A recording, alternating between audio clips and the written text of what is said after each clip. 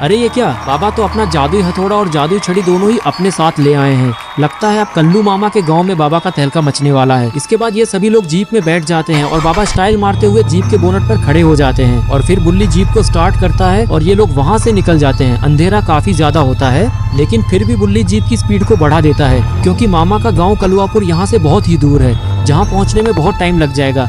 इसलिए बुल्ली जीप की स्पीड को बढ़ा देता है। लगभग 2 घंटे की लगातार ड्राइविंग के बाद ये लोग कलुआपुर गांव पहुंच जाते हैं। बुल्ली गाड़ी गांव के अंदर लेकर जाने लगता है। थोड़ा आगे आने के बाद बुल्ली को मजबूरन गाड़ी रोकनी पड़ती है और फिर इन लोगों को सामने कुछ ऐसा दिखता है जिसे देखकर ये लोग काफी ज्यादा डर जाते हैं।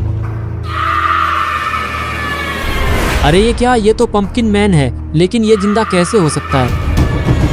ऐसे ही बहुत सारे दानव इस पूरे गांव में फैले हुए होते हैं। ये सारे डीमंस देखने में काफी ज्यादा डरावने और खतरनाक लग रहे होते हैं और दूर दूर तक पूरा गांव इन्हीं सबसे भरा पड़ा है। लेकिन शायद इन सभी को अंदाजा भी नहीं है कि अब इनका पाला किससे पड़ने वाला है। इतने सारे राक्षसों को एक साथ देखकर बाबा समझ जाते हैं कि इनसे लड़ना इतना भी आसान नहीं होने वाला और वो बुल्ली से कहता है कि बुल्ली तुम बैठकर देख क्या रहे हो, गाड़ी इनके ऊपर चढ़ा दो। ये सुनकर बुल्ली को भी गुस्सा आ गया और वो गाड़ी को पीछे लेने लगता है और फिर बुल्ली ने गाड़ी सीधा सामने खड़े पंपकिन मैन पर चढ़ा दी, जिससे उसका काम तमाम हो जाता है। इसके बाद बाबा बुल्ली की तरफ मुड़कर उससे कहते हैं कि बुल्ली गाड़ी थोड़ी पीछे कर लो क्योंकि ये मोटा वाला दानव थोड़ा तगड़ा है और ये गाड़ी ठोकने से नहीं मानेगा। एक तो ये इतना मोटा है कि अगर इसको गाड़ी से ठोकोगे तो गाड़ी ही पलट जाएगी, इसलिए तुम जल्दी से गाड़ी को थोड़ा पीछे लो, फिर मैं इसे बताता हूँ। बाबा की ये बात सुनते ही बुल्ली गाड़ी को पीछे की तरफ रिवर्स गियर में ले जाने लगता है और लगभग 10 मीटर पीछे वो गाड़ी को रोक देता है। गाड़ी की आवाज सुनकर वो मोटा दानव भी पीछे मुड़ता है और इन लोगों को देखते ही वो जोर से चिल्लाने लगता है।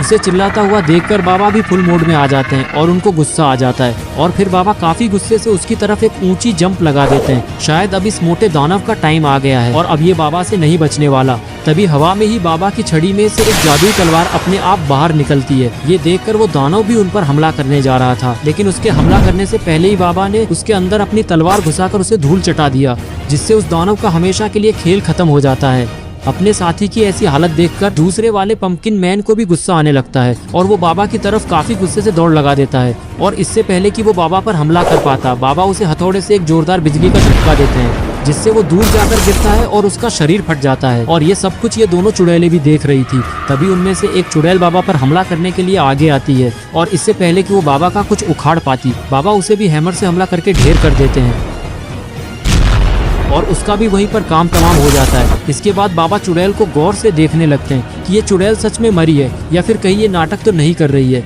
इधर इन सारे दानवों को अपने साथियों को मरा हुआ देखकर काफी गुस्सा आ रहा है और अब इन्हें बाबा से बदला लेना है, इसलिए ये सारे डीमन एक साथ बाबा पर हमला करने के लिए दौड़ लगा देते हैं। और इस पहले कि बाबा कुछ कर पाते, ये सारे लोग बाबा के पास पहुंच जाते हैं और फिर इन सारे के सारे दानवों ने बाबा को चारों तरफ से एक साथ पकड़ लिया ताकि बाबा कोई भी हमला ना कर पाए। और ठीक ऐसा ही हुआ, बाबा अपने आप को इन लोगों से नहीं छुड़ा पाते हैं और अब उनके लिए हिलना भी मुश्किल हो जाता है। थोड़ी देर बाद बाबा अपनी पूरी जान लगाकर कोशिश करने लगते हैं कि वो किसी तरह से इनसे छूट जाए, लेकिन इसका कोई फायदा नहीं है। ये सारे दानव बाबा को छोड़ने का नाम ही नहीं ले रहे हैं। तभी थोड़ी देर बाद ये सारे के सारे दानव अपना सिर बड़ा करके किसी को देखने लगते हैं, लेकिन आखिर वो है कौन? और ये इस बड़े वाले दानव की तरफ देख रहे हैं। ये राक्षस बाबा की ऐसी हालत देखकर जोर जोर से हंस रहा होता है और इसके हाथ में एक बहुत ही तेज हथियार भी है। थोड़ी देर हंसने के बाद ये राक्षस बाबा की तरफ दौड़ लगा देता है। थोड़ा पास आकर ये अपनी कुल्हाड़ी बाबा की तरफ किए हुए एक ऊंची जंप लगा देता है और फिर इसने कुल्हाड़ी सीधा बाबा के सर में घुसा दी और बाबा का काम वहीं पर तमाम हो जाता है और इसी तरह से बाबा हमेशा के लिए हमें छोड़कर चले जाते हैं। इसके बाद वो राक्षस खड़ा हो जाता है और फिर बाकी सारे के सारे दानव भी बाबा को छोड़ देते हैं और बाबा का शरीर वहीं जमीन पर गिर जाता है और बाबा की ये हालत देखकर उन सभी को बहुत ज्यादा खुशी होने लगती है। और ये सारा मंजर गुल्ली बुल्ली शॉन और कल्लू मामा भी देख रहे होते हैं और तभी सारे दानव अपना सिर पीछे की तरफ करते हैं और गुल्ली बुल्ली शॉन और कल्लू मामा को देखने लगते हैं। ये देखकर ये लोग और भी ज्यादा डर जाते हैं और अब बुल्ली को समझ में नहीं आ रहा कि वो अब क्या करे और इनसे कैसे बचे। तभी सारे राक्षस गुल्ली बुल्ली शॉन और कल्लू मामा की जीप की तरफ दौड़ लगा देते हैं और आगे बढ़ने लगते हैं। शायद अब गुल्ली बुल्ली शॉन और कल्लू मामा भी नहीं बचेंगे।